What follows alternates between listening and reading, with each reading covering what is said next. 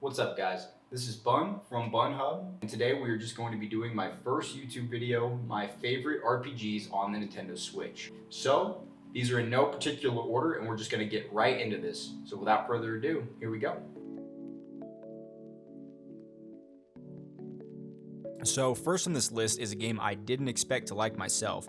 Fire Emblem Three Houses is a game that when I first saw it coming out, I saw the hype around it, my girlfriend was hype about it, and I honestly didn't care too much about it. When it actually dropped, I saw the reviews it was getting, I heard that the story was amazing, I had watched a couple clips of it, and I saw some anime-like clips in there, so I felt like I needed to pick this up. I've never really been a fan of strategy RPGs where you use the squares to move. I prefer turn-based RPGs more like Persona, Final Fantasy. However, once I got the combat down, it played really smooth, and the different types of units, whether ranged, melee, magic, flying units, I came to find them all pretty useful, and I utilized them in different ways or situations. I went from not really liking strategy RPGs to feeling like a straight up commander in this game. This game makes you feel like you are truly this legend that they want you to think that you are, and that everyone around you, all the characters and supporting characters in this game, make you feel like you are this legend straight out of the books and no one's ever seen anything like you. Not to mention, you also play as a teacher at the school, which already gives it a very interesting feel. It has an incredible story that you really need to play through the game multiple times to fully understand it. Certain houses give you access to certain scenes, whereas other houses give you access to other cutscenes that you wouldn't get otherwise, and it has a ton of replay value. I played my first playthrough of this game with the Black Eagles. Basically, my entire reasoning for this was I liked more of the characters from this house and the house's roster than either of the others when I looked up a list, plus Edelgard. I think Edelgard was the reason for choosing Black Eagles for probably 90% of the people that did choose Black Eagles. In fact, she probably influenced roughly 20% of people that own this game to buy this game solely for a waifu. I haven't finished my playthrough of the Blue Lions, and honestly, as I sit here saying this, I realize that I might have lost my entire save data for my 150-hour New Game Plus that I was working on for the Blue Lions, because I let my sister borrow my Switch for Animal Crossing, and if I remember right, I might have formatted that SD card. I really need to play through this game again anyway, so even if I did delete that, it's all good. I need to play through it like roughly 5 more times to really understand what's going on, and with the new DLC out that makes it Fire Emblem 4 Houses, it may be like 6 or 7 more times to really understand everything about the story. And I have not played through the Ashen Wolves DLC, so I cannot speak on it, but I imagine it was wonderful.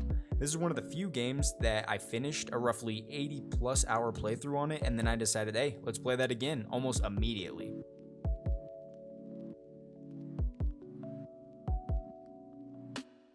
Next on this list is a game that you probably all have heard of, and most of you probably played.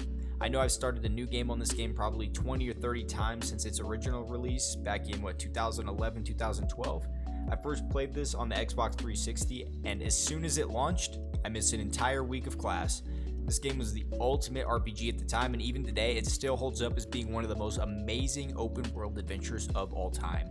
The world of Skyrim is beautiful and vast, with landscapes varying from wide open grassy fields to snow-covered mountains, frozen lakes, underground grottos, dank dungeons, a lot more I probably just can't think of off the top of my head.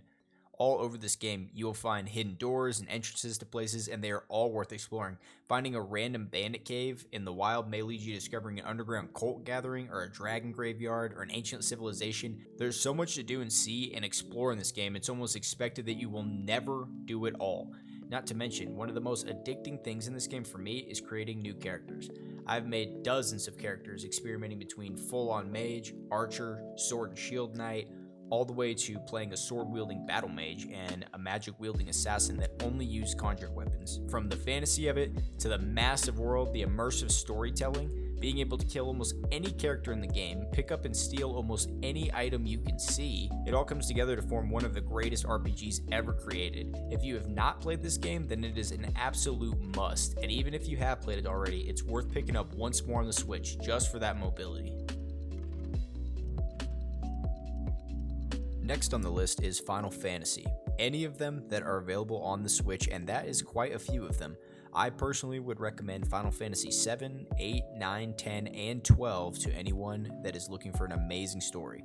Final Fantasy has always been one of my favorite series, and my favorite would have to be 9, as it is the first one I played.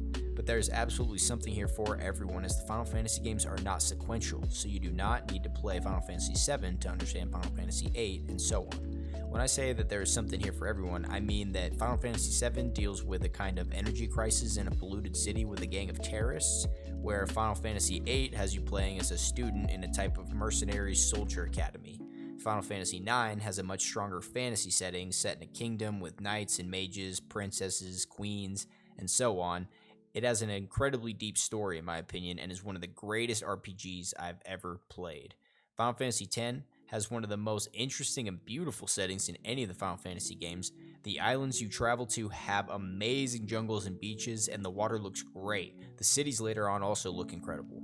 Final Fantasy XII is one that I have not delved too far into myself, but from what I have gathered, it is focused on politics, sky pirates, and it is said to have the best story of any Final Fantasy, though I cannot speak on that.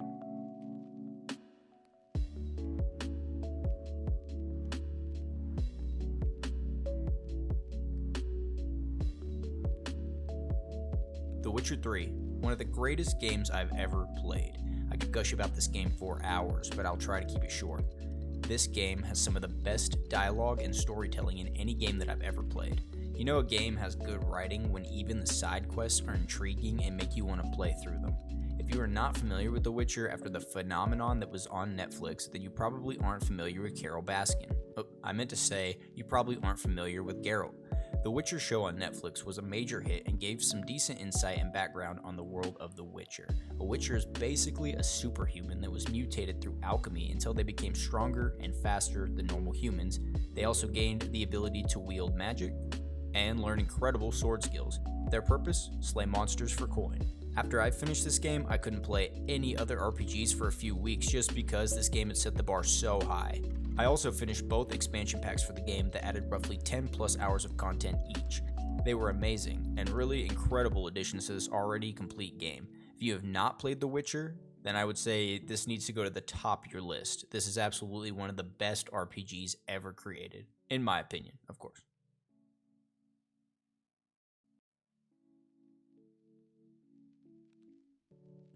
Breath of the Wild. Honestly, it is a very fitting name for this game. It honestly just feels like a breath of fresh air in games. It's a huge, colorful, open world full of mystery and danger. One of the best things about Zelda, in my opinion, is the mystery. You'll discover things all over the place, things that you thought no one else would have found, and I would urge you that if you play this game, I would not Google anything or look anything up unless you absolutely have to, because that is going to be one of the best experiences. There are hidden things all over this game, from small puzzles to huge things that I'm not going to spoil here for you. And the craziest part about this game is when you start, the game just tells you go. You wake up in a chamber and the goddess just tells you grab this device, which looks oddly like a Nintendo Switch, and she sends you off into the world. When you go out into the world, you have no direction or nothing that you have no idea where you're supposed to go. And you kind of discover it, and that is one of the best parts about Zelda, in my opinion. The glider is one of the most fun additions to the game. I wish there was a glider in every game that I play because it is really a cool experience in a world like this. Maybe they'll add it to Red Dead in a PC mod or something like that. Might already be out there, to be honest. You can also climb on anything. I'm not sure if there is really another game out there like this where you can just climb on everything. There's a few places in the game where you can't climb just because it's, for boss reasons or for story purposes, things like that, getting through dungeons. They're not going to let you just climb your way through everything. But as far as the open world, you can climb on just about everything. This game can be beaten in a matter of hours. However, if you do that, you'll have no idea what the story was. Like me. I've heard this game has an incredible story, and it's one that I will have to revisit because the story in the game is basically optional.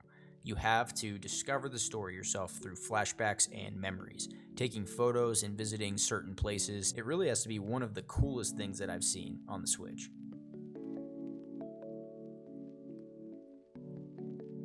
Alright, so for this last section, unfinished games, I just wanted to talk a little bit about the games that I haven't finished, but I plan to this year. So one in my backlog that I gotta get through is Xenoblade Chronicles 2.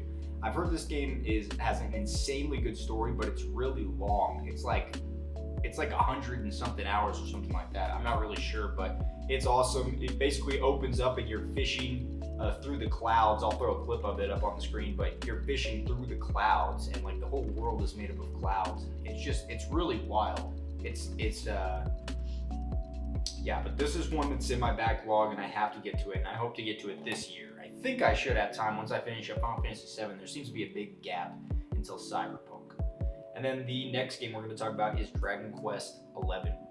This game, I started it and got decently in. I think I'm like 25 hours in, and I really did like it. I got stuck on a boss fight. I think I fought it like 4 or 5 times, and then I actually had to give it up because I needed to go back and grind, and I just didn't feel like going back and grinding. But overall, beautiful looking game, amazing graphics. I've heard it's fantastic, so I can't wait to get into that one, and it's probably one you guys should check out too. I've seen it everywhere. And with that, that's going to wrap up our video, guys. So thank you very much for watching. Let me know in the comment section, did you like the list? Do you think some games were on there that shouldn't have been? Did you think there were some games that should have been on there that didn't make it? What are your favorite RPGs on the Switch? Let me know in the comment section down below. Like the video if you want more content. And also in the comment section, feel free to let me know, what should I do next? I think I have an idea, but you let me know.